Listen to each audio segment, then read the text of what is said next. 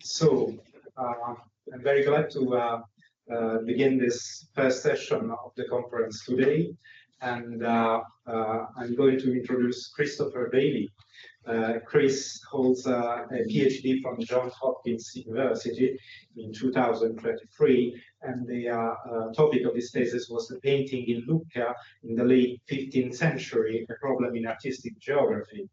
And Chris now is postdoctoral fellow in the Robert Lehman collection at the Metropolitan Museum of Art, where he's cataloging the Italian paintings. So he's going to speak about Beyond Florence, the Ghirlandaio workshop in Lucca and Siena. Thank you, Chris. Okay, good morning, everybody. Thank you, Daniele, very much for the introduction, and thank you to Takuma for the invitation.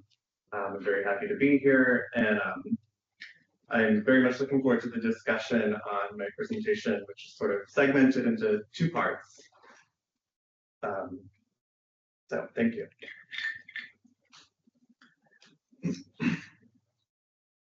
Domenico Ghirlandaio is today celebrated as the quintessential Florentine painter, famous above all for the frescoes in his native city in which he immortalized the Medicean elite. Yet he was also itinerant. He worked routinely for sites and clients beyond Florence, in San Gimignano, Pisa, Rome, Lucca, Città di Castello, Narni, Volterra, Rimini, Siena, and Orvieto. And here's an array of his works. His younger brother, Benedetto, likewise carried out a distinguished activity in France, and the workshop's designs enjoyed widespread diffusion. In Venice, for instance, one of their designs is quoted by Bartolomeo Veneto, which I show here. When working abroad, or for patrons abroad, Ghirlandaio was sensitive to the tastes of his clients, catering to their individual interests as well as their local milieu. He also naturally induced responses from local artists, but I'm careful to avoid the designation influence, as the situation is often far more complex than the passive dynamic that term implies. And as we'll see today, we'll be talking more about the citations of various models rather than influence. This talk examines the Ghirlandaio workshop's activity for two non-Florentine sites. We'll first look at Lucca, the independent republic in Western Tuscany, focusing on Domenico's altarpiece for the Cathedral of San Martino and the incredible response to it registered by dozens of local variants. I'll then make a proposal for the shop's activities in Siena, another independent city-state, where Domenico's associates took on several tasks after the master's death. A closer analysis of these understudied episodes yields important new insights, not only about Ghirlandaio's activity and reception, but also the varied artistic networks that permeated late 15th century Tuscany. We'll also signal the nuance required when evaluating systems of stylistic exchange. And then we'll finally see how, in some cases, the work Ghirlandaio produced abroad quickly accumulated local meanings distinct from his identity as preeminent Florentine painter.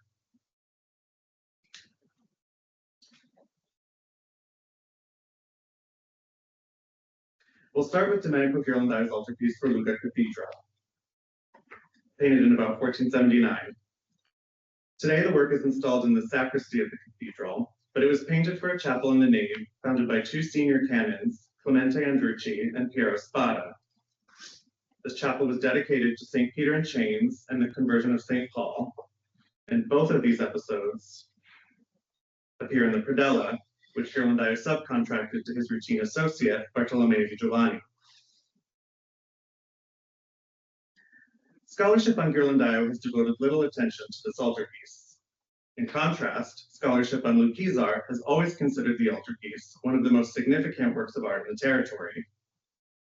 And this is because no less than 19 local variants survive, including 10 panels by Vincenzo Frediani, 4 by Michelangelo di Pietro Membrini, 2 by Sano Champanti, 2 by Bernardino del Castelletto, and 1 by Vincenzo di Bertone Civitali. Typically, these variants are cast as exemplars of Ghirlandaio's influence on the Lucchese, and in turn, the prototype is hailed as representing the importation of Florentine advances or novelties to the Lucchese. But it needs to be stressed that in each variation, The Lucchese borrowed only Ghirlandaio's pyramidal arrangement, and with a few exceptions, the swooping gold curtains. They never outright copied the picture, nor did they adopt Ghirlandaio's distinctive figure style. Frediani, for instance, seen here at the center, never sacrificed his penchant for sinuous, elongated figures. And Membrini, at the right, never abandoned his love of chiseled, hyper-realistic forms and layered all'antico ornament. Since the Lucchese always maintained a certain degree of freedom when interpreting the composition, it would be inaccurate to speak of their versions as simple testaments to the Florentines' influence. But at the same time, Ghirlandaio's altarpiece clearly functioned as an exemplary model, one that was consciously and deliberately referenced and repeated. I thus want to ask what exactly it was about this altarpiece that prompted such a high number of variants, and how these variants might be understood outside the classic rubric of influence and imitation.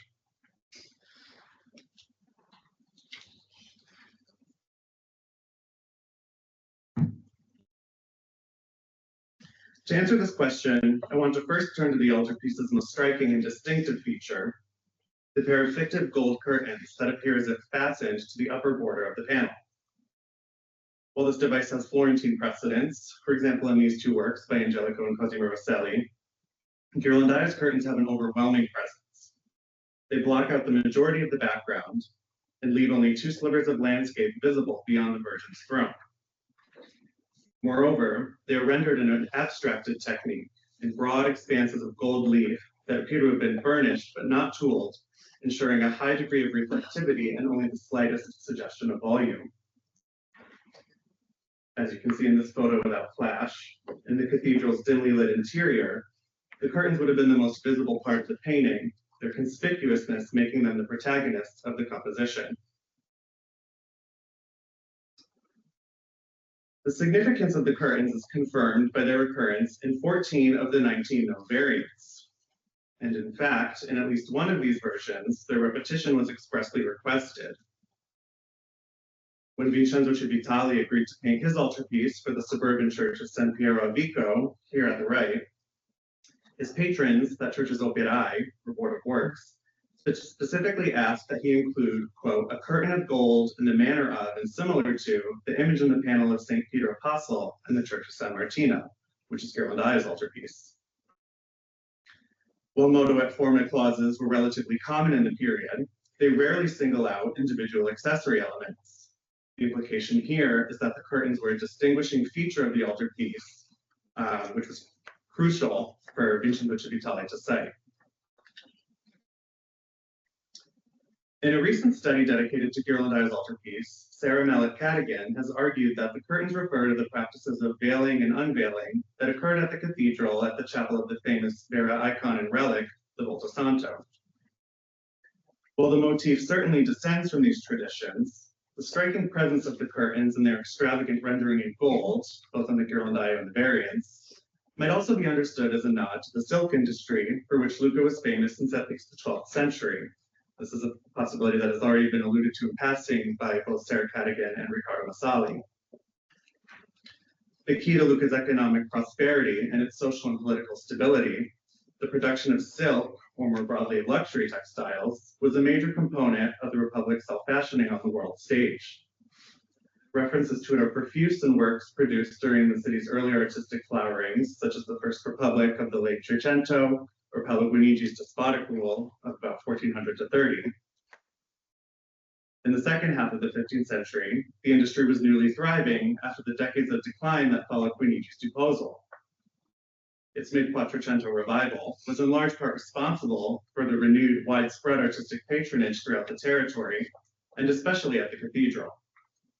In this context, Ghirlandaio's emphasis on textile can perhaps be considered a localizing signifier, one that referenced the revitalized source of the city's wealth and prestige and directly contributed to the altarpiece's popularity. This in turn brings us to the painting's role in the cathedral's late 15th century renovation. From the early 1470s on, coinciding with a widespread revitalization of the urban fabric, the cathedral was the center of a flurry of work that saw an array of artists from across Italy intermingling in the same space. And here I'm showing an array of these works made for the cathedral at the time, which include frescoes in the vault by Baldassare di Biagio, a local painter, Matteo Civitali, a local sculptor producing marble monuments, the Sienese stonecarver Antonio Di Gino carving an inlaid marble pavement to Baldassare di Biagio's design, Baldovinetti contributing windows to the apse, etc., etc. In the 1480s and 90s, this work continued with more monuments by Civitali, the importation of Pisan glassmakers to work with Frediani, and then also, importantly, in 1484, the arrival of Cristoforo Canotti da Lendinara, who was put on retainer by the cathedral to make intarsia panels for the sacristy, and reportedly 2 altarpieces that are now lost. Amidst this wide-ranging and diverse artistic overhaul, altarpieces played a unifying role. When the famous humanist and papal diplomat Domenico Bertini took over as chief operaio of the cathedral in 1484, he introduced the stipulation that all of its painted panels be of a, quote, uniform shape and design, un sol modello e forma. As far as is known, Ghirlandaio's panel was the newest altarpiece in the cathedral when Bertini became chief operaio. As a result, it may have been the default model for subsequent altarpieces. Although none of the cathedral's other Quattrocento altarpieces are known to survive, such large-scale renovations were common to Lucchese churches in this period. As Maria Teresa Filieri has explored, Lucca's major urban basilicas and smaller neighborhood churches, as well as many churches in the surrounding territory, were renovated in these same years, with an overwhelmingly large number receiving new high altarpieces. In accordance with the dispensation of religious authority in the territory, these high altarpieces were usually ordered by each church's respective boards of operai, which were in turn subordinate to the cathedral board, the Opera di Santa Croce. The vast majority of the altarpieces these operai commissioned are variations of Ghirlandaio's design, as are 2 altarpieces made for Lucca's farther-flung territory of Massa, and 1 dispatched to the remoter enclave of Montignoso. And I should add that of all these altarpieces on the screen, all but 3 of them have confirmed their hypothetical provenances, and 8 were certainly ordered by this operai. Thus, by 1500, the Lucchese was blanketed under variations of Ghirlandaio's altarpiece, with the churches in the surrounding territory in effect visually linked to the cathedral, the Republic's Sacred Heart. And here I have the altarpieces mapped out and roughly where the churches that they came from are located. Within this wider framework of Lucchese religious authority, the local responses to the altarpiece functioned less as copies made in admiration of the Florentine model than as emblems of the Lucchese Republic and its famously tight control over its territory. The local artists were meeting a rigidly imposed compositional constraint on which they impressed their own distinct house styles. And of course, there are a few other compositional choices here, even among the operai, but these were all far less frequent than the response to Ghirlandaio's altarpiece. To reinforce that this pattern of citation was indeed quite deliberate, we need only turn to the situation after 1504, once Bertini's modo et forma clause was officially codified. In 1509, the cathedral received an altarpiece by another foreigner, Fra Bartolomeo. In some ways, this altarpiece, which is here at the right, is a subtle commentary on Ghirlandaio's. It is identical in size and similarly silhouettes the figures against a flat expanse of color, this time blue sky. It also mimics the contours of the gold curtains with the diaphanous veils held aloft by the 2 angels. Unsurprisingly, soon after the Frate's altarpiece was installed, it became the new point of reference for high altarpieces in the territory. And here are some of those high altarpieces by Sano Sciapanti, Agostino Marti, and Zacchia Vezzano. As with the responses to Ghirlandaio, these variants show the Lucchese reconfiguring, but never outright copying the Frate's picture. They retain only its most recognizable elements, which would be the tranquil setting and the starkly silhouetted composition.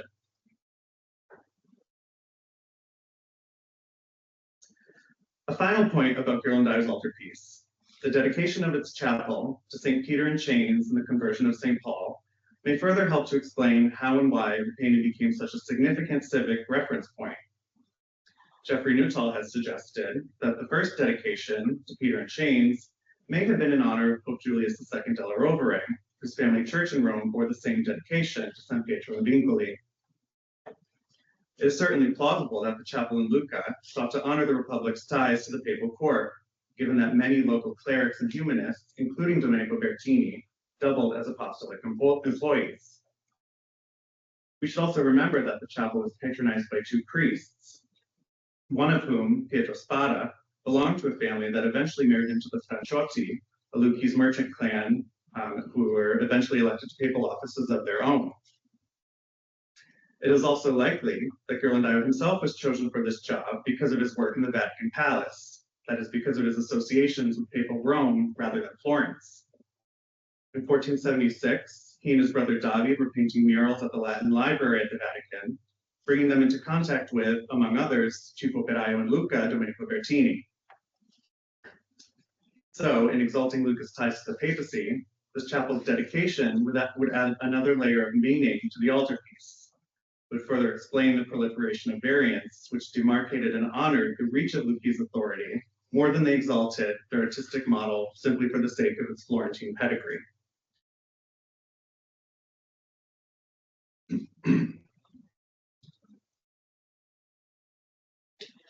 So turning now to Siena. The case of Ghirlandaio's Lucchese activity sheds light on his extra Florentine reception. His shop's activity in Siena later in his career may do so as well. This topic has never received sustained attention, though it is mentioned as early as Vasari.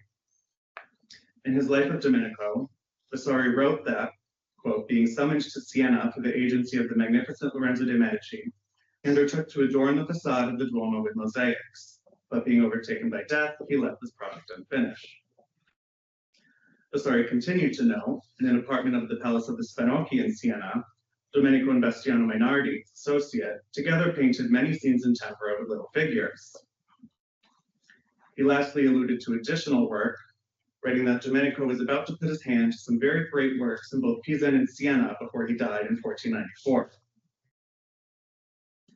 These cathedral mosaics no longer survive, but documents confirm that David Ghirlandaio completed one, a Nativity, by March 7, 1494. The scenes in tempera from Palazzo Spanocchi, in contrast, are extant.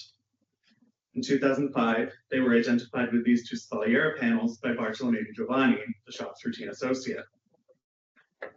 Now at Longleat House in Wiltshire, these panels bear the arms of the Piccolomini and the Spanocchi, and as Luke Sison has convincingly argued, they were almost certainly made in 1494 for the double wedding of the brothers Antonio and Giulio Spanocchi, sons of Ambrogio, banker to Pope Pius II. Given that Bartolomeo di Giovanni frequently collaborated and completed commissions on behalf of the Ghirlandaio, I see no reason to doubt that these are the panels to which Vasari referred and recognized as products of Ghirlandaio's workshop. Another Sienese commission, hitherto unrecognized as such, would seem to be this altarpiece. Today, this painting is also at Longleat House, coincidentally, in the same room as the two Spalliera. Datable on stylistic grounds to the early 1490s, it is a product of the Ghirlandaio Bottega and seems to be partly by the pseudo-Granacci, to whom Everett Fay assigned it in full. This painting's Sienese origins are alleged in the earliest known reference to it. As Francis Russell kindly pointed out to me, the painting was in the Thomas Blade sale in London in 1849 with an attribution to Ridolfo Ghirlandaio and a purported provenance from the Tolomeo chapel at Siena. Tolomeo would obviously be an error for Tolomei, one of the oldest and wealthiest Sienese families. And the Cardinal di Pietro mentioned here as a subsequent owner might be Michele di Pietro, whose consecration as bishop in 1794 was overseen by the soon-to-be Archbishop of Siena, Antonio Felice Swadadari. Now, I'm fully aware that this provenance from 1849 could be imprecise or unreliable, as is sometimes the case with auction records. But I think in this case, it's worth taking seriously. For one, it seems strange that a picture attributed to any of the Ghirlandaio would have been arbitrarily assigned to Sienese rather than Florentine provenance. I think probably in 1849, the painting's origins were known or corroborated, maybe by some now lost document, or more likely an oral tradition. More importantly, the the Ptolemies' various devotional spaces in Siena included chapels and the Basilica of San Francesco.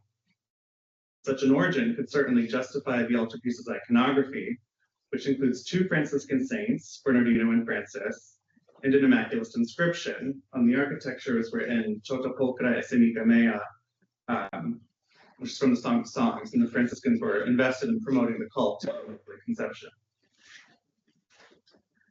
It also bears noting that the Virgin Child here are based on Filippo Lippi's novitiate altarpiece for Santa Croce in Florence, and this citation may have been particularly resonant in another Franciscan context.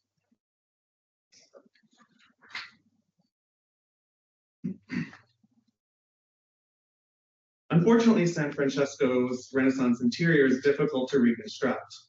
In 1655, a fire ripped through the basilica, destroying much of its earlier decoration, including two altarpieces by Perugino and two by Pinturicchio.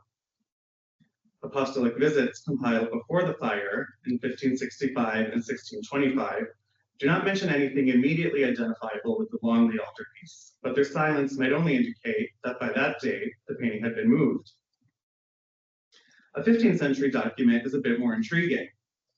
On November 27, 1472, the Cavaliere Francesco di Giovanni Tolomei drew up a testament in which he expressed his desire to reclaim as a family chapel a space that was then being used as a sacristy. He further noted his desire to furnish this chapel with an altarpiece of the Madonna and Child with Four Saints, which he wanted to be based on a Matteo di Giovanni recently completed for the Church of Santa Maria dei Servi. And this Matteo di Giovanni he mentions is identifiable with a triptych for the Della Chaia family, of which only the center, shown here, survives. And interestingly, the Della Chaia and Tolomei seem to have shared a chapel in San Francesco. It is not known what became of Francesco Tolomei's plans, but I think it's possible to speculate, though with much caution, that his testament was enacted much later and may have resulted in the altarpiece today at Longley. Ptolemy's tombstone, which is still in San Francesco, is dated 1491, which is roughly the date of our altarpiece. Further, two of his name saints, Francis and John, appear in the altarpiece, though admittedly both were widely popular. What I'd most like to point out is the unusually stark tripartite division of the Longley altarpiece. The architecture echoes the form of the triptych, which was the original form of the Matteo di Giovanni, which was Ptolemy's desired model. If the triptych was still the desired model in the 1490s, then perhaps the Ghirlandaio workshop reimagined it in an updated plasticizing style in sync with the renovations that began at San Francesco in the late 1470s under Francesco di Giorgio Martini.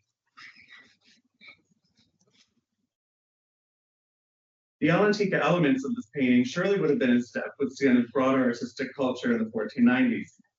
This was a period in which many Sienese families, the Ptolemei included, were seeking to assert their antiquity, real or imagined, and the Ptolemei traced their origins to Ptolemaic Egypt. Many of these families began importing artists who had previously performed with distinction in Rome. The Vici and later the Petrucci brought in Lucca Signorelli, and here are two of those Signorelli panels that were brought in shortly before the Longley altarpiece. The Piccolomini brought in Pinturicchio, and the Chigi and Vieri brought in Perugino. It may not be a coincidence that all these artists brought to Siena at this time had earlier worked in Rome alongside Ghirlandaio at the Sistine, and that two of them, Pinturicchio and Perugino, painted altarpieces for other patrician chapels at San Francesco. So it seems like this could have been an ideal context for this altarpiece. Of course, archival research is needed to confirm the provenance of this altarpiece, and I'm presenting this here only as a working hypothesis. But the mere plausibility that it comes from Siena urges some bigger questions. It asks that we think more thoroughly about Ghirlandaio's known activity in Siena, which places his shop alongside Perugino, Pinturicchio, and Signorelli as participants in the new direction Sienese art took in the 1490s, under the patronage of the Novesco oligarchy with their obsession for the antique. It also more plainly invites us to consider artistic connections between Florence and Siena. These two cities are often viewed in isolation from others, but they may, as Ghirlandaio indicates, have had a more porous artistic relationship than previously realized. Thank you. Thank you very much, Chris, for your presentation. And our next speaker is the organizer of the conference, Takuma Ito, who is associate professor at the Kyushu University and the author of Stained Glass Windows in 15th Century Italy, Tuscany, sorry.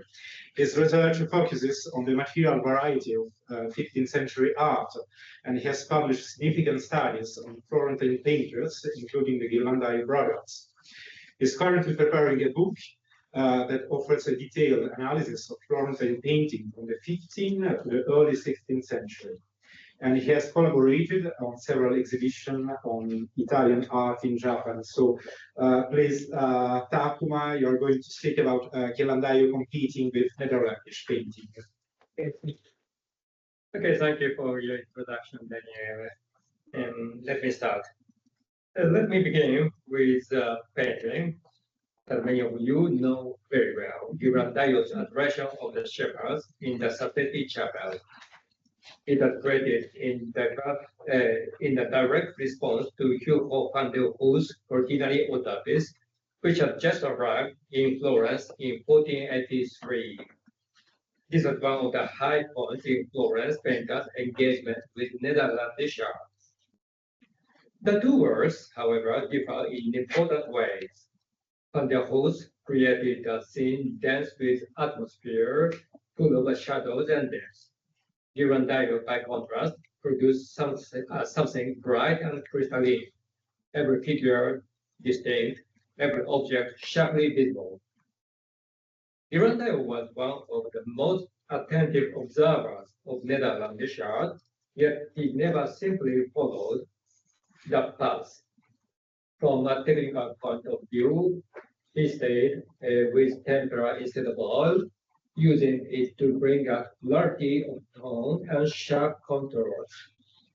That decision was not incidental, it was a deliberate strategy to appeal to the local taste and to set himself apart in a highly competitive art market like Florence. My paper explores how he engaged with those foreign models, asking not only what he adopted, but also what he resisted and why. At the center of this lies the question of materiality, the pigments, the surfaces, and the visual effects that define his art, especially in the rendering of flesh tones. I will argue that Ghirlandaio crafted a distinctly Florentine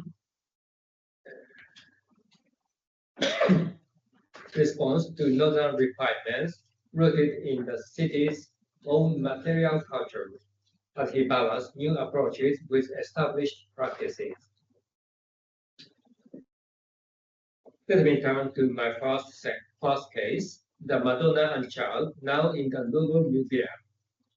The composition recalls Hans Memling's portrait of a man in the Metropolitan Museum, especially the two arched windows supported by four columns. Equally striking is the precision of detail. The jeweled brooch fastening the valued mantle, and the still life objects on the recessed shelves, features often linked with northern art. Most scholars agree it belongs to Ghirlandaio's early career, yet its attribution has been often debated. Director Post dismissed it as a later pastiche. Jean Cadran and Ronald Keck omitted it from their catalogs, assigning it instead to Verrocchio or his workshop, a view later taken up by other scholars.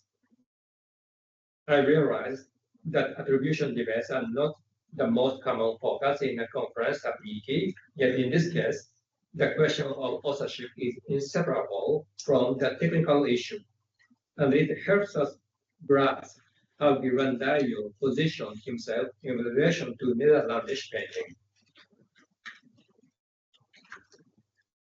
Cadwan noted that the composition of the Louvre panel not only borrows motifs from Memling, but also seemed to imitate Nederlandish technique. She remarked that it, quote, appears to be painted with a somewhat oily tempera in a smooth manner never found in Ghirlandaio's autograph works. In fact, this panel seems to use tempera glass, tempera erased resolve. This medium allows subtler tonal transitions and slower drying times. In the 40s, 70s, young painters in Verrocchio's workshop, among them Leonardo and Perugino, eagerly experimented with it to imitate the effects of Netherlandish paintings. The aim was to smooth away visible brushstrokes. By contrast, most of Ghirlandaio's mature works relied on the traditional handling of tempera. This becomes especially clear when we compare the Louvre panel with the Madonna in London. Their compositions are closely related, but the surfaces differ sharply. The Louvre painting is saturated and glossy, while the London panel has a matte, velvety texture created by systematic cross-hatching of a terra verde underlayer. Scientific analysis of the portrait of Giovanni Tornabuoni confirms this practice. Ghirlandaio built up the flesh tones over a terra verde and lit underlayer, and then modeled them with warm hues applied through systematic hatching. Small amounts of oil are present, but the method is essentially temporal. Over time, fading of the upper layers has revealed more of the cool underpaint, shaping the tonal balance we see today. The Louvre Madonna stands out for its striking technical differences. For some time, I wondered if it might not be by Ghirlandaio at all, but rather by another painter in Verrocchio's circle. My view changed in 2019, where I saw it together with the Ruskin Madonna and the Washington Madonna in the Verrocchio edition here in Florence, co-curated by Andrea De Marchi. The Ruskin Madonna was long attributed to Verrocchio or his circle, and even today it is usually given to him. But in the 2019 edition, it was presented as a work by Ghirlandaio following average phase argument. As with the Louvre panel, the colors seem to have been applied with a non-enriched medium. The Washington Madonna is equally relevant. This panel is unanimously accepted as photograph, and it provides the key to the attribution of the other two. Although its surface differs, partly because of conservation, partly because the medium is less oily, it still shows strong affinities with the Louvre panel and the Ruskin Madonna. You can see it in the bodied expression, in the way her fingers are modeled as rounded cylinders, and in the pointed highlights. Despite their technical differences, seeing the three panels together led me to agree with the curator's view. Most recently, a fourth panel, now in Como, was shown in the 2023 Perugino exhibition in Perugia. The crash chart in this work closely echoes the figure in the Louvre painting, further strengthening the connection. Taken together with the Ruskin Madonna, the Washington Madonna, and now the Como panel, the Louvre painting can, I believe, be firmly accepted as Ghirlandaio's photograph.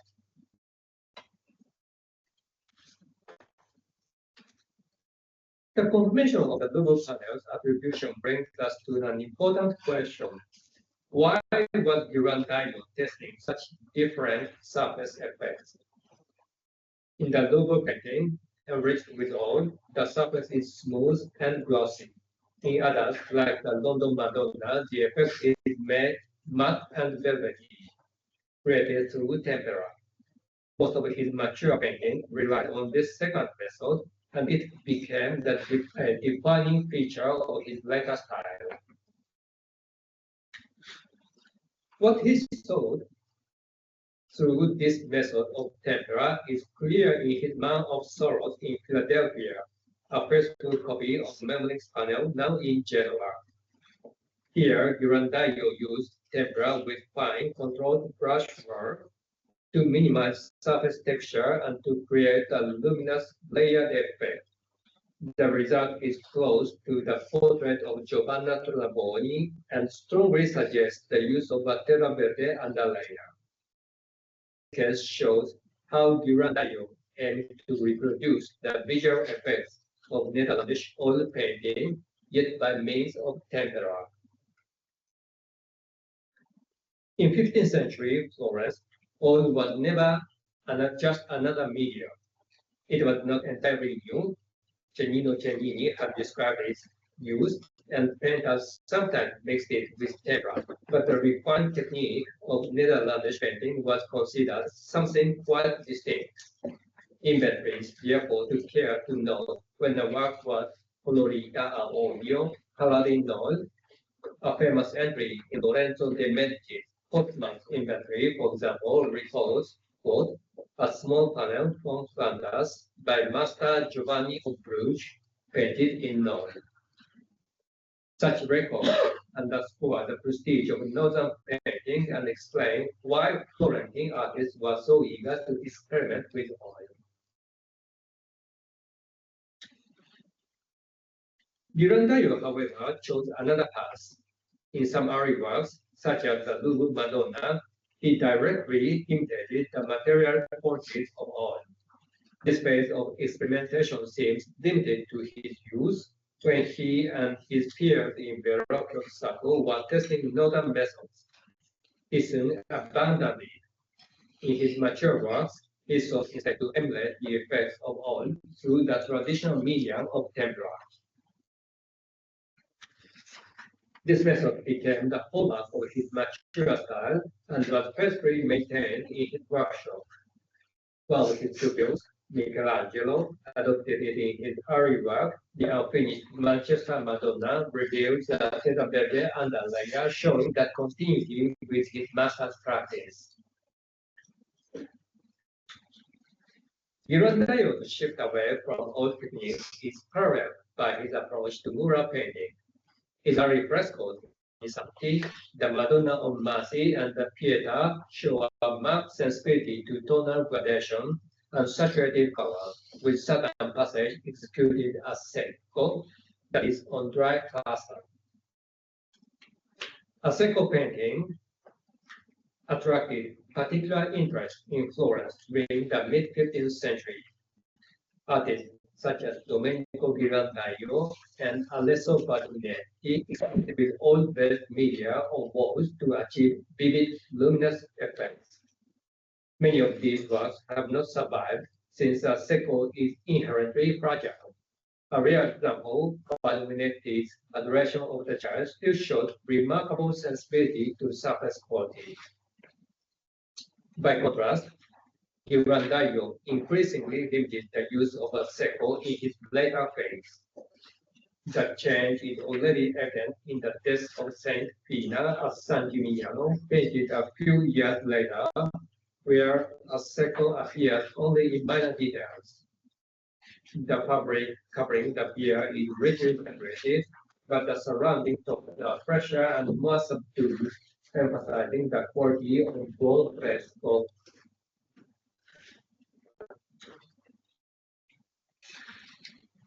So, in the last part of my talk, let me take up another question. What prompted Ghirlandaio's technical shift? I would suggest this was not merely adherence to tradition, but a conscious choice, a distinct strategy in response to Netherlandish painting. And it was shaped not only by questions of technique, but also by patronage and institutional context. A key marker of this transition is the altarpiece now in the Uffizi Gallery, first made for the Church of San Giusto of the Jesuit friars. It is one of his earliest major altarpieces. The format recalls Verrocchio's Piazza altarpiece, with its architectural frame, botanical motifs, and oriental carpets. Yet by this point, Ghirlandaio had already begun his own technical exploration. The visible terra verde underlayer and the systematic hatching of warm tones point to his early adoption of the tempera method characteristic to his mature works. The effect is almost identical to what we see in the Madonna Child in London. Although no documents survive, the context of this commission is revealing. The Jesuit friars, whose convent stood just outside the Pinti Gate, were well known for producing pigments, above all, ultramarine blue made from lapis lazuli. They also made stained glass and collaborated with on large-scale projects with prominent painters, thus establishing themselves as technical specialists within Florence's artistic community. Ghirlandaio's altarpiece was probably completed in the late 1470s and installed on the main altar of their church. What is interesting is that the friar then turned to another leading painter, Pietro Perugino. In the 4080s and 4090s, they commissioned him for 3 altarpieces and frescoes in the cloister. They also asked him for stained glass designs, and in 1486, when Perugino rented the workshop property, it was the Jesuit friar Fra Bernardo di Francesco who acted as intermediary. Their connection between friars and Perugino clearly went well beyond ordinary patronage. At first, it might seem that friars' turn to Perugino marked a change in taste. As specialists themselves, they were fully aware of the techniques both Ghirlandaio and Perugino were using. Vasari, after all, Perugino's rise in Florence to his use of oil, which gave his figure softness and radiance. However, the friars also maintained close ties with Ghirlandaio. In 1486, Ghirlandaio signed the contract for the high altarpiece of the Ospedale degli Innocenti, and once again, it was Fra Bernardo di Francesco who drew up the agreement on behalf of the friar. Bernardo reappeared in later contracts as well, working with Bartolomeo di Giovanni and the woodworker Antonio di Francesco. His repeated presence involvement showed that he played an active role in directing the commission as an advisor.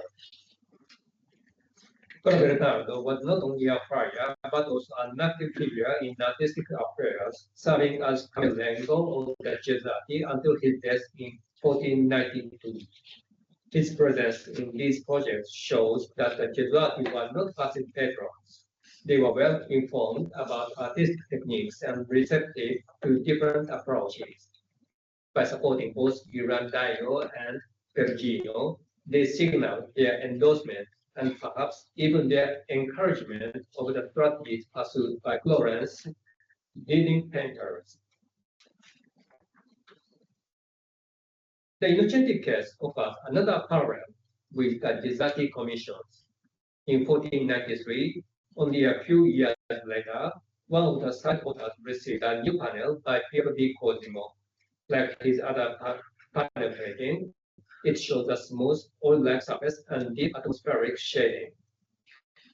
The commission came not from the institution itself, but from a private patron, the merchant Piero di Francesco del Pugliese, but it formed part of the church's overall decoration project. At that time, the other side altar on the opposite wall, the lengthy chapel, was still occupied by an early panel by Neri di Picci.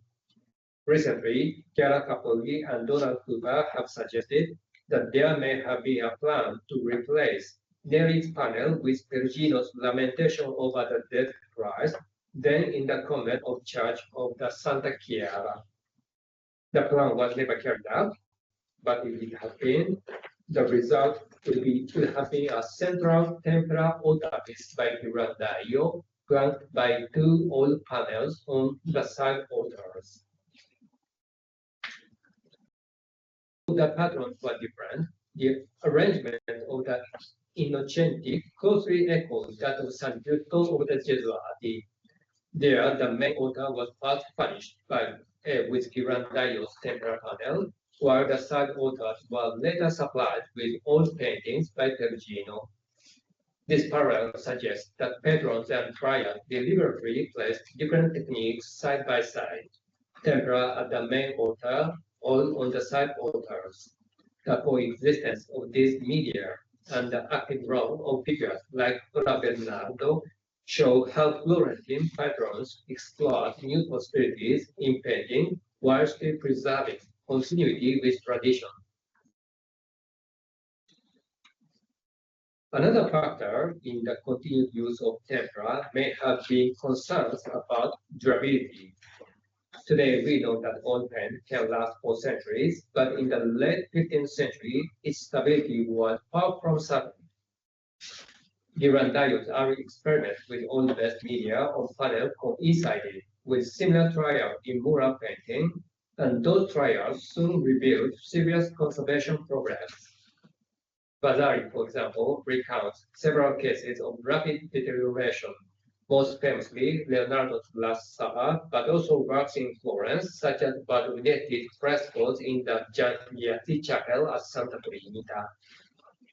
In this context, tempera's proven reliability made it the safer choice for major liturgical conditions, where permanence and clarity were essential. What emerges from these cases is not only a story of technique, but of strategy. Ghirlandaio's reliance on tempera was no failure to adopt oil. As the Louvre Madonna showed, he tested it and then deliberately chose tempera. It was a conscious synthesis, absorbing northern requirements, yet translating them through time-tested Florentine methods.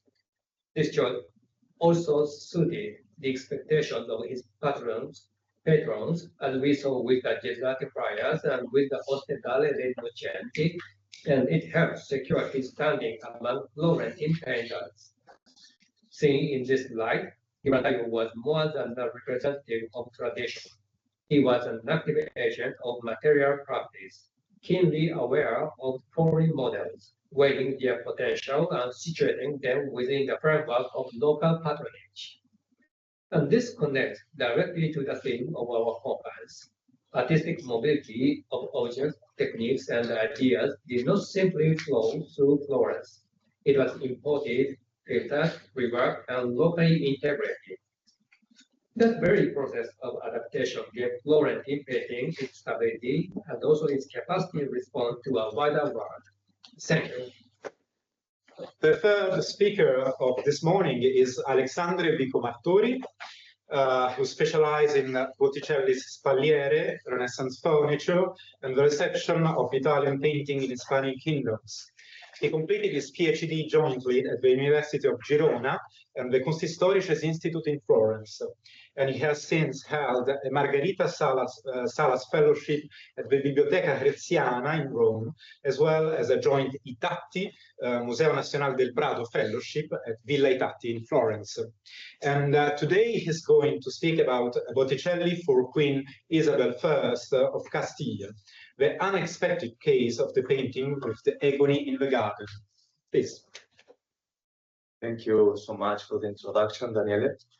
First of all, I would like to congratulate also Professor Takuma Ito on organizing this event, and also thank to the Institute for its generous invitation. The information I am about to present to you belongs to the project I have recently developed at Villa Tatti, and is a part of a book that I hope to publish soon. Although at the beginning of this research, I set to analyze all the Italian painting at the court of Catholic kings, the fact is the scarcity of examples meant that in the end, my attention focused singularly on this enigmatic painting. So today, I will begin by explaining some of the particularities of the Agony in the Garden by Sandro Botticelli, And finally, I will propose several questions about what its impact and use in the Castilian court may have been once it was in the hands of the Queen Isabel. As you can see on the screen, from a compositional point of view, the painting is divided in two different registers. We can identify these figurative groups. First, the apostles at the bottom, and then Christ praying at the top of the mount. The distance between them and their respective dimensions do not follow realistic criteria of proportionality, which is why this painting has often been considered as archaic and as a reflection of the religious doctrines of Girolamo Savonarola. This last point is extremely important because, as you can see, since Elisabetta Turelli's study in 1985, the good cuts in Savonarola treatises have been constantly linked to the painting, and in some cases also attributed to Sandro Botticelli. However, through this research at Tatti, and also thanks in part to the observations and advices of professors such as Jonathan Nelson, Patricia Rubin, it has become clear to me that two works should not be confused. Although it seems clear that Botticelli was played an intermediary and an interdisciplinary role in the artistic Florentine milieu, in this case, I believe it's necessary to assert the independence between painting and from the good cuts. On one hand, the content of the painting exudes this primitive, mystical, and ascetic character in tune with the simplicitas promoted by the preacher. But on the other hand, looking closely, we can discover a surprising iconographic complexity through exceptional elements as, for example, this cave in the middle of the composition. This space functions as a third register and does not appear in any other representation of the Agony in the garden. It is something completely new and unique to Botticelli's version. Furthermore, the position in which Christ is depicted with his arms crossed, called cancellatio manum, it is also a very unusual feature which, after study, I believe, could bring us closer to the usual gestures of the Dominican order, and in particular to Fra Angelico's figurative models of San Marcos.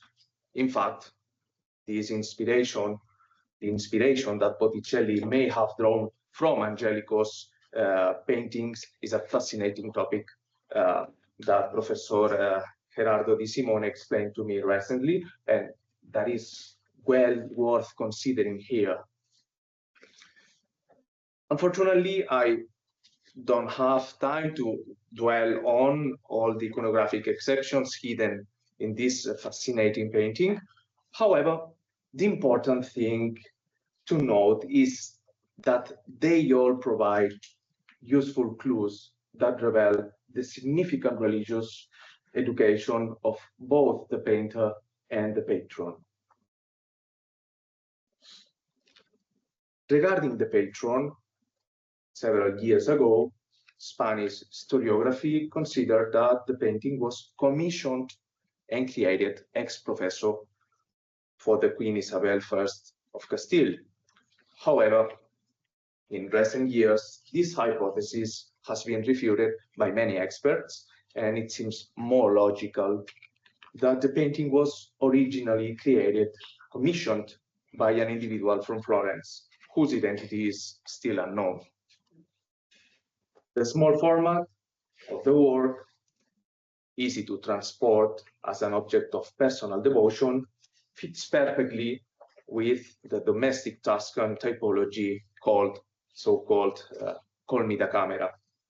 And as I just said, the iconography of the painting suggests someone whose devotion was very close to the Dominican community of Florence. Continuing with the materiality of the painting, you can see unpublished images, pictures provided to me by the technicians, restoration technicians in Granada. And it's quite remarkable to note the importance of the polychromy on the reverse side of the panel in a manner quite similar to the artistic productions of San Marcos. This decoration in reddish stones could perfectly allude to the blood of Christ, as a D.D. Huberman has studied. In other words, the idea of sacrifice and Eucharist, which is represented in the front of the painting, could be replicated abstractly on the reverse side. And this means, therefore, that we are dealing with much more than one-dimensional observational painting. In reality, it could be considered as a 360 degrees devotional artifact, figurative and symbolic.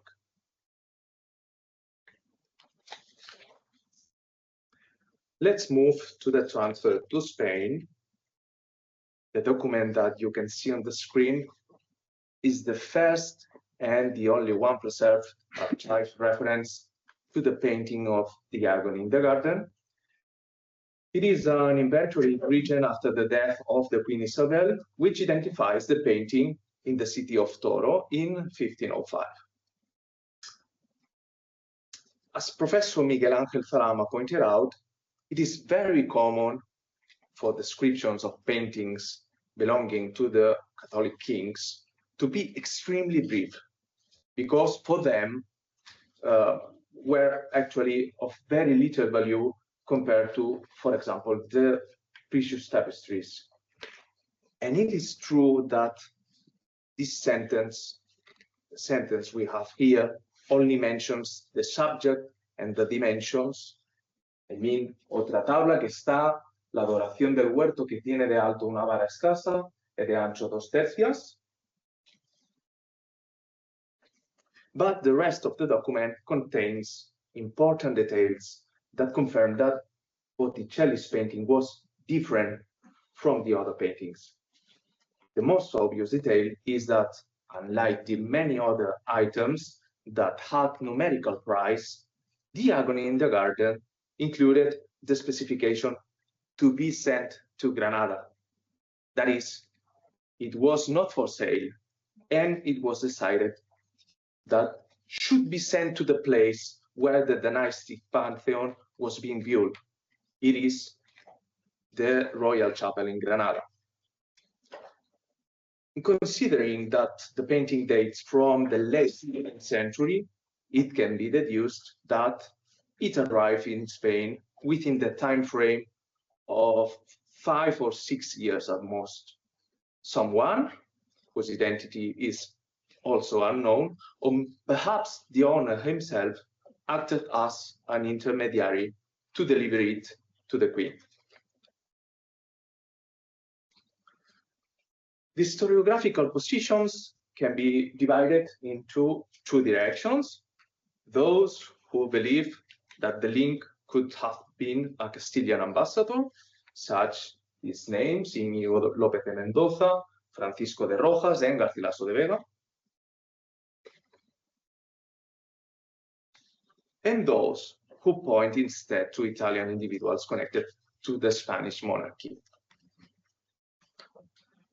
All of them are possible candidates, but there's no documentary evidence for anyone to help us to reconstruct this modus operandi of the acquisition and then the transfer of the painting. The challenge of finding a name remains still open. And as proposed by Ronald Lightbound, it is also was considering the social sector of merchants. Thanks to the recent studies, we know that those of Italian origin, and especially Genoese, were very present in Spanish lands, involved in fairs, maritime trade points, and even in the royal court. So, based in this information, one of the names that surprised me most when I began my research is that of Francisco del Nero, a member of the important Florentine dynasty. Francisco not only achieved economic success in Spain, but also decided to settle in the province of Valladolid, to marry and take up the political position of corregidor, magistrate of Medina del Rio Seco. Unlike most Italian merchants who receive payments from the Queen for importing fabrics, Del Nero is one of the few who appears to have been involved in the acquisition of works of art, especially paintings. Here I present to you a letter written by the Queen Isabel, in which she refers to him as my merchant, a truly unusual adjective that indicates a clear predilection. In my opinion, it is very possible that Francisco del Nero took advantage of his extensive network of Florentine contacts to mediate the purchase of Botticelli's painting. It is true that there are many questions to be resolved, but for the moment, the existence of a documentary evidence of the sale of an Italian painting to the Queen in 1494 is, for me, a proof, a good reason to bet on him. Finally, as I have decided to indicate in the subtitle, and as I will develop in great detail in the proceedings, I believe it's important to reflect on the unexpected, yet at the same time expected reaction that this work may have provoked when it arrived in Castile. Let me explain. Firstly, it could be unexpected because we know that the Queen Isabel never directly commissioned Italian art. As noted by the prestigious Spanish medievalist Joaquin Yarza, the Lombardy manuscripts, the small painting of Christ in pain, now attributed to Antoniazzo Romano, and this painting, The Agony in the Garden by Sandro Botticelli, came into her possession without her explicitly requesting them. Unlike the paintings, for example, commissioned from Flemish masters, Italian paintings always arrived indirectly as gifts. But secondly, expected because in a certain way, the Queen made known her approval and preference for subjects just like The Agony in the Garden. Most of her paintings were small panels depicting Christ tied to the column, carrying the cross, and praying in the garden. In fact, through the inventories, we know that she had several paintings and sculptures in addition to Botticelli's panel with this subject. The reason of this accumulation of devotional paintings is closely linked with religious reforms. At the time, the Queen was carrying out important religious reforms centered on the exaltation of the Vita Christi. With the help of her confessor, Fray Hernando Talavera, the exaltation of Christological episodes became the foundation for compassion and the favorite term for the production of sacred images and literary works. This is a topic that has been studied in depth by Felipe Pereda and Chikyo Ishikawa. But in addition to these political and religious strategies, there's also an important and overlooked biographical detail that explains the predominance of representations of Christ praying and suffering in the Passion, to the tragic death of the children and grandchildren of the Catholic kings. In particular, the hardest emotional blow was the unexpected death of the infant Don Juan.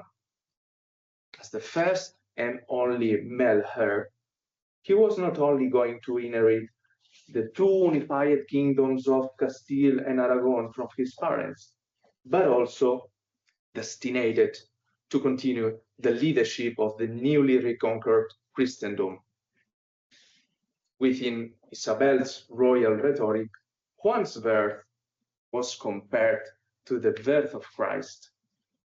Thus, his death at the age of just 19 completely dashed the hope of Spain, and his mother's long mourning was experienced as a kind of personal passion.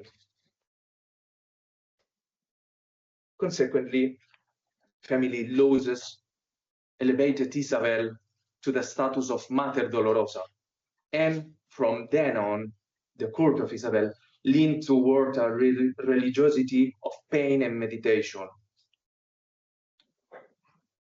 In conclusion, there are still many unknowns to be discovered about Botticelli's painting of the Agony in the Garden.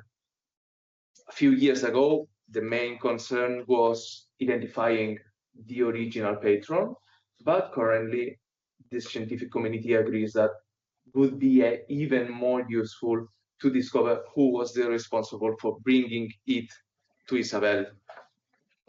In my opinion, it was not an ambassador or diplomat who chose it by chance, but someone closer to her, with international influence and presence at court. As I said, the choice of Botticelli's painting was not simply because coincides with aesthetic trends at court. Whoever chose it was well versed in royal propaganda, artistic rhetoric of the Queen, and was convinced that she would welcome and hold in a high regard.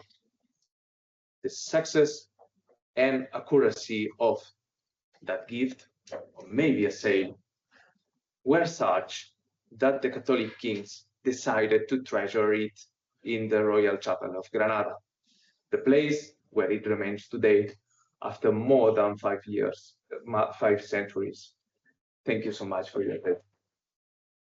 Thank you very much, Alexandre, for this fascinating travel to Spain. And now let's come back to Italy, to Florence and Rome, with our fourth and last speaker of this morning, Jonathan Nelson.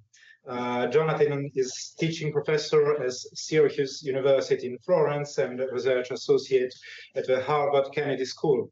He has published widely on Renaissance art, including 2 monographs on Filippino Lippi in 2004 and 2022, co-curated major exhibitions on Botticelli, Filippino, and Michelangelo, and he co-authored the Patron's Payoff and Risks in Renaissance Art. Is actually working on the Cleveland Museum exhibition, Filippino Lippi and Rome, and today he's speaking about Filippino Lippi's recreation of the death of Glaucon, the impact of Rome. Thank you. My topic today is a very familiar one, the impact of ancient Rome on Filippino Lippi, a point which was made by Giorgio Vasari and just about all subsequent authors on the Florentine artist. And I'm pleased that my lectern is literally made of books, because my research here is resting on this research of earlier scholars. Filippino went from Florence to Rome, hence his connection with the theme of this conference, and it transformed his art. He went to Rome in 1489 and he remained there for 4 years to paint the Caracalla Chapel. Today I'll focus not on that celebrated cycle, but on the least studied Filipino's important commissions, the death of Laocoon. It's best known today from 2 drawings. The first one that he made was once in Rotterdam, then stolen by the Nazis, and is known from an old photograph. Shortly after, Filipino made a second drawing, which is still here in Florence. The latter sheet, the Florence one, is damaged and is difficult to read, but it must have provided the basis for a small panel, a very small panel, by the master of cerúmido in the 1520s or 30s, and so I show you that. Filipino made these sheets in the early 1490s in preparation for a fresco at the Villa Poggiacaiano. Vasari stated that the painting was commissioned by Lorenzo de' Medici, but left unfinished. He described it as a sacrifice. Well, that indicates that Vasari must have seen at least the bull and the priest, but he didn't identify the latter as Laocoon, so evidently he didn't see the snakes, and perhaps they were added a secco. In any case, the similarities between the background architecture between the Florence drawing and the Poggiacaiano fresco fragment leave no doubt that Filipino was asked to depict the Laocoon story. Until recently, the badly damaged fresco fragment was located very high up, making it hard to see. Following conservation treatment, the work is now in storage, but Architetto Federica Bergamini, the director of the brand new museum, the Florentine Villas, wrote to me this week to say that they are working on the return of the fresco to Poggiacaiano, speaking of artworks on the move. With many thanks to the new director, I could show you some remarkable post-restoration photographs. It's almost like seeing a newly discovered work for the first time. As I've argued elsewhere, the construction of the front villa of the Loggia began in 1490, when Filipino was still in Rome, and then Lorenzo de' Medici died in 1492. So when Filipino returned to Florence in 1493, he must have begun the fresco for Piero, the son of Lorenzo. In 1494, the following year, the French invasion of Florence and Piero's subsequent banishment led to an end of this project. In the first part of my paper, I'll discuss the hitherto unrecognized impact of an ancient source in Rome on the commission for this work. Then I'll consider the impact of ancient grotesque in Rome and how they inspired Filipinos' desire to create hybrids that exist only in the world of art. And finally, I'll turn to the impact of ancient art on Filipinos' depiction of suffering. In his drawings, Filipino combined three consecutive elements of the Laocoon story as recounted by Virgil, the best-known source in the Renaissance and today. First, the elderly priest from Troy began to sacrifice a bull at the altar of Neptune, but two snakes emerged from the sea and the frightened crowd scattered. Second, the snakes killed Laocoon's two sons. And finally, the snakes attacked Laocoon himself, who, as Virgil wrote, cried out like a wounded bull. Scholars have long recognized the value of Filipino's composition because it shows how Laocoon's scene was imagined before the discovery of the Vatican marble in 1506, which is 2 years after Filipino's death. The first author to write about the Uffizi drawing in 1891 had already noted the striking parallels with an ancient painting discovered in Pompeii in the 18th century. Both works conflate three narrative elements and share specific compositional details. As in the ancient painting, Filipino depicts Laocoon standing on the steps of the altar with 1 foot higher than the other. The hand gestures, the tilt of the head, and the prominent placement of the bull all indicate that Filipino was looking at a now lost ancient painting of the death of Laocoon, presumably in Rome, and similar to the Pompeian one.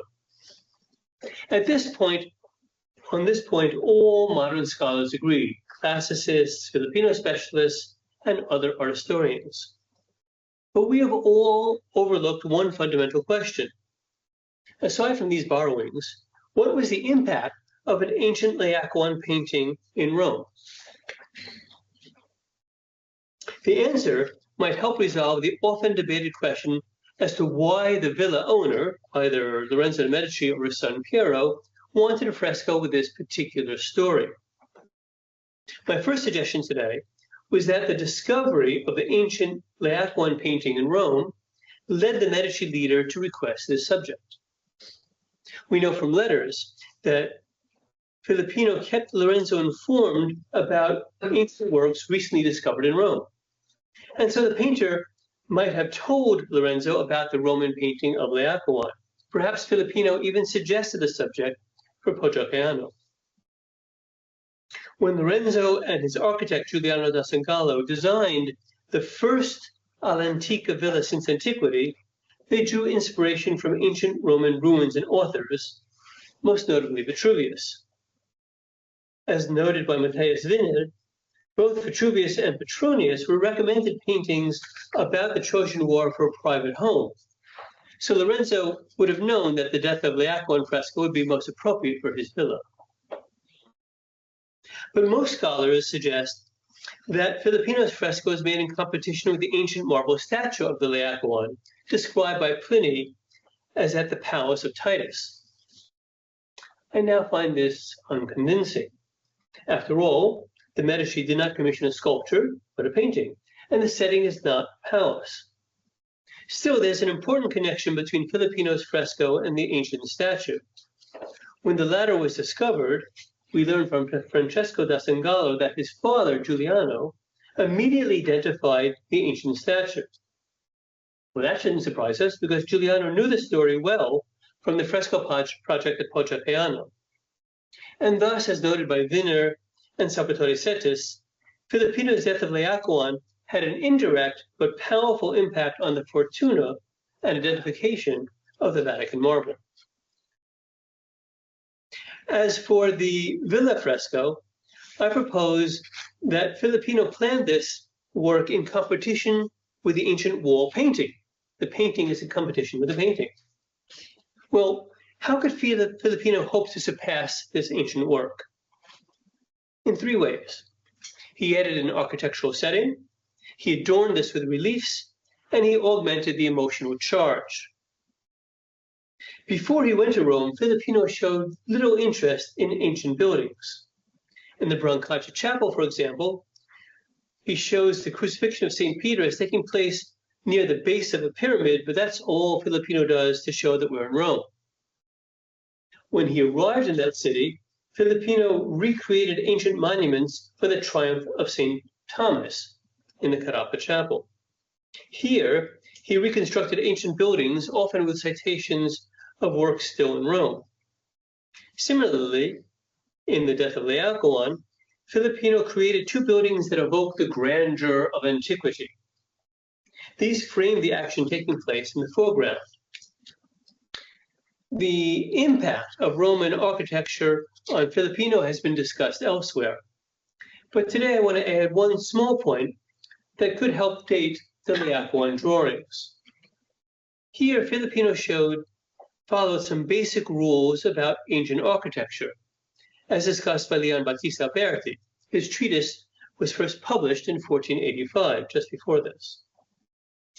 In drawings and the related fresco, and in contrast to Filippino's previous works, including the Carapa Chapel, square piers support arches.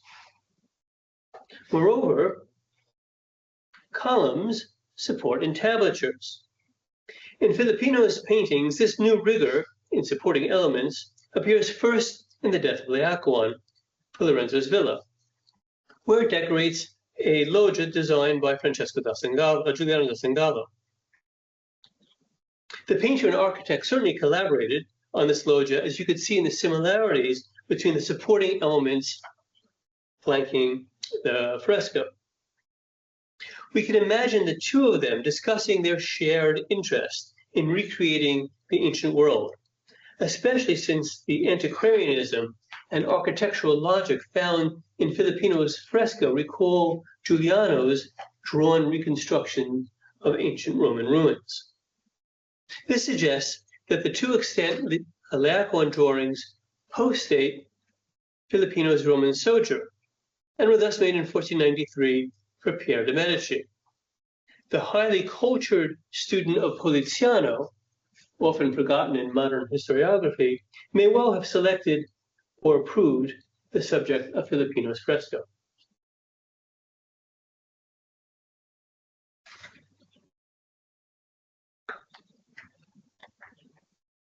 In his Death of Laocoon, Filipino adorned the architecture with a series of reliefs. In the ornament on the large building on the right, a bearded figure reclines inside a shell, his right arm resting on a turtle and holding his trident, while his left supports a dolphin. The lower photograph is mine, which is why it looks a little different. The pose derives from the colossal Roman statue on the Capitoline Hill that was identified in the Renaissance as Neptune. In Filipino's work, the figure has pointed ears, so he probably represents Neptune's son, Triton. Below, Filipino depicted a reddish relief, which is a bit hard to read, so I'll walk you through it. On the left, below a tree with a lone branch, we see a panpipe. Next, an adult centaur hugs a kneeling centaur child, both seen in profile. And Filipino's wounded centaur, panel painting from the 1490s, indicates how these figures must have once appeared. Behind this group, and near the center of the relief, a bearded centaur extends his arms and looks out full face. On the far right, a satyr plays the lyre and looks toward the center. Previously identified as a centaur, the restoration has revealed that he has goat legs. And just as a point of comparison, I show you this wonderful but little-known drawing in London. And next to the painted satyr with a lyre stands another satyr. We can tell that from his legs and tail, but his face is now lost. So, why did Filipino depict this panel, which has nothing to do with the Laocoon story? The two fictive reliefs at Poggio reveal how Filipino combined and added elements in a novel fashion. In this way, he followed in the footsteps of the greatest ancient painter. According to Lucian, Zeuxis created an image of a centaur family, which Filipino too had depicted in the background of his wounded centaur, because Zeuxis was always aiming at novelty. Thanks to this passage, and another in Horace, centaurs came to represent the inventive freedom of painters and poets. In the early 1500s, Cennino Cennini wrote that painters have the freedom to compose a half-man, half-horse, according to his fantasia. And I propose that Filipinos' centaurs and satyrs in the Death of Laocoon and the sea creatures above carry the same meaning. They represent inventive freedom. And this is a correction of an earlier hypothesis that I gave in my first Filipino book, which I now think is unconvincing. But this new hypothesis builds on Filipinos' well-known appreciation of grotesque. In these drawings made in Rome, we see how Filipino delighted in the fanciful ancient decorations that combine ancient human and plant forms. Filipino must have been fascinated by how ancient painters united disparate elements to create something new that existed only in the world of art. Filipino made endless drawings and variations on grotesque, and then he used them to decorate the fictive piers in the Carapa and Strozzi chapels, which earned him great praise from Vasari and surely his own contemporaries. But Filipino employed a very different technique for the ancient paintings at the Medici Villa. He doesn't show grotesque there. Instead, he depicted numerous examples of hybrid creatures. Filipino thus drew attention to his own creativity and to the very craft of image making. This is a theme I addressed at length in my 2024 monograph, but where I did not, alas, discuss the Laocoon fresco. Filipino's many drawings of grotesque and other ancient works rarely follow their prototypes faithfully. This contrasts, for example, with those by Ghirlandaio and his circle. This general observation, which is often stated, also applies to a drawing which relates thematically to the death of Laocoon. Here, a herm points at a man in combat with a centaur. It's a scene that Filipino found in an ancient sarcophagus, now in the Vatican. The fierce action in this ancient work must have attracted Filipino, who exaggerated it with some small but telling changes. Only in the drawing, the man pushes in vain against the centaur's shoulder, and he has an agonized, anguished face. While preparing for this talk, I realized that the man's expression of extreme suffering recalls a central figure in an ancient work depicting three satyrs attacked by a serpent. A letter sent from Lorenzo de' Medici from Rome in 1489 praised the wondrous gestures of this just discovered marble, adding that in the central figure, he seems to almost sink down and breathe out his last breath. When Filipino, who was in Rome at the time, saw this work, he too was struck by the expressiveness of the middle satyr. Before his contact with ancient art in Rome, Filipino's work rarely showed violent action or pathos, as you can see from this rather placid depiction of an execution, where no one seems to show much emotion, neither victim or bystander. What a change we see in the Uffizi drawing, especially in the figure of Laocoon himself. Fritz Saxel used this as an example to explain Avi Warburg's concept of pathos formel, the archetypal images originating in antiquity that expressed intense emotion. Warburg himself included the Uffizi sheet in a famous panel from his photo atlas. And here I show you the lesser-known first version of the atlas as it was photographed about a century ago in 1928. The panel shows the parallels in how ancient and Renaissance artists created desperate gestures and facial expressions of anguish. And that's what Filipino was looking at in ancient art. In his celebrated 1905 lecture on Durer and the Italian antiquity, Warburg said that it's quite wrong to date the Roman grand style from the unearthing of the Laocoon in 1506. Rather, it was the revelation of something that the Italians had long sought and therefore found. The form for the extremes of gestural and physiognomic expression, stylized in sublime tragedy. After he had encountered ancient art in Rome, after this artist was on the move and traveled, that's when Filipino started seeking out extreme expressions and gestures. Of all of his creations, the highly stylized figure of Laocoon best expresses the sense of sublime tragedy. In part, Filipino found this in an ancient painting of the death of Laocoon, though the ancient painter in Pompeii didn't depict as much pathos in the priest's face, and most probably Filipino increased the emotional charge of this work based on his knowledge of ancient statues, just as he did in other drawings. The ancient works that the Florentine painter saw during his Roman sojourn transformed his depiction of emotion, all'antica architecture, and hybrid figures.